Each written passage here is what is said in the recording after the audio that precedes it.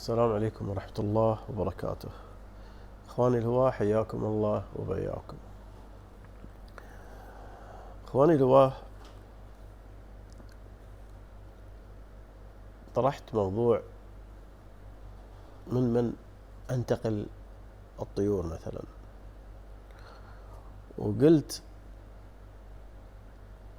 اذا انت تنتقي طيور اساتذة لابد انه يكون عندك يعني مكان انك تحط طيورك فيها. مثلا يعني طيور مثلا عندك كسوريات تحطهم في قفص، الثدييات تحطهم في قفص. الآن كم عندك أنواع من الطيور؟ هذا لا يعني أنك كل نوع تسوي له قفص.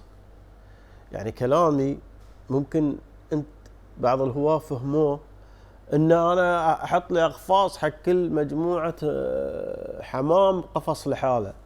لا يا أخوان، مو هالطريقة. طريقة الحمام الطيار، أنت لما تأخذ من بيت أستاذ، إحنا عندنا مشكلة في الطيور. مشكلتنا في الطيور حتى ننتقل لطيور لازم ناخذها من بيت أستاذ.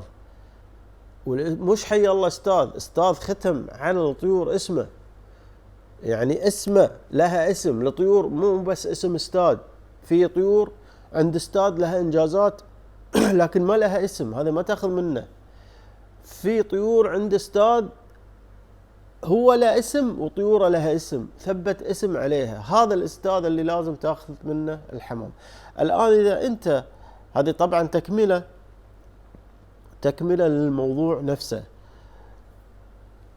كيف أنتقي طيوري، من أخذ طيوري. الآن أنت حبيت مثلا طيور الأستاذ سخي، وحبيت طيور أستاذ ليلياني، وحبيت كسوريات أستاذ سخي، ولا حبيت كسوريات أستاذ إمام دين، ولا ليلياني.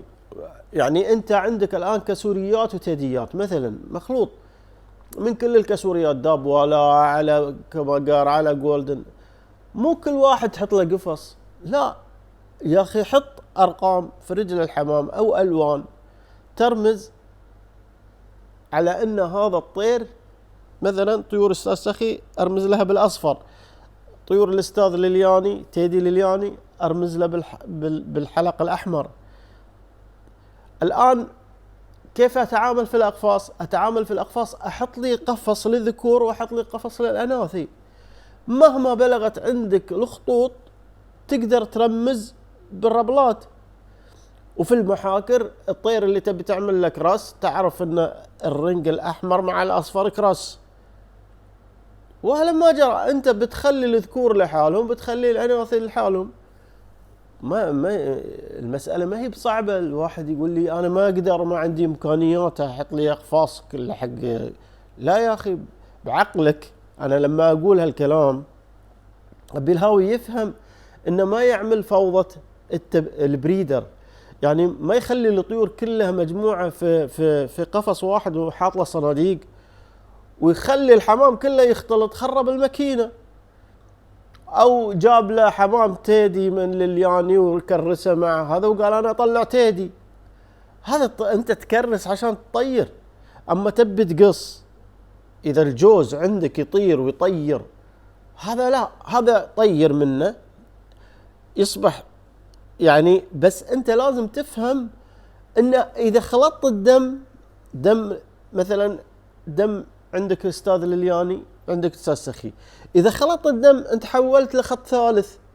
هذا الخط الثالث لازم ترمز له بربله حتى انت تتفهم كيف طريقه ابداعك انت. هذا صناعتك انت الان. هذا حط له ربله مثلا، اذا هم واحد صفرة واحده بيضة، انت حط لك سودة، ربله سودة في الرجل. هذا وين؟ لما انت تحط اناثي وذكور، تحط تقط حتى لو عندك 5 جناس، لو عندك سلكوتيات، وعندك كسوريات، وعندك تيريات، خلي الذكارة في قفص واحد وخلي الإناث في قفص واحد. انت عارف الكسوريات وعارف السلكوتيات وعارف. متى ما تبي تكرس، بس اهم شيء انها حمامة اساتذة أنت تنتقل، وهذا هي زبدة الموضوع.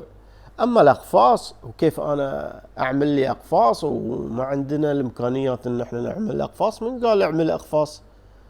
أنا لما أتكلم حتى أوضح، يعني مش أتكلم على أساس إني يعني أبغي أوضح بالطريقة اللي يفهمها الهاوي.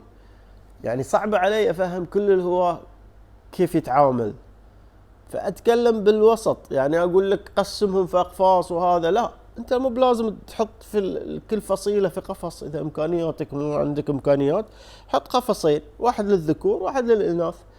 50 حمامة هنا ذكور، فيها تيديات، فيها كلسرات، فيها كملقرات، فيها جولدنات ذكور، وكلهم مرمزين في الأرجل. وأتمنى يا شباب يفهم الموضوع بهالطريقة فقط لا غير، هي مداخلة فقط للتوضيح. وهذا الفيديو عبارة عن استفسار عن موضوعنا اللي تكلمنا عنه، احنا كيف ننتقي الطير من. والسلام عليكم ورحمة الله وبركاته.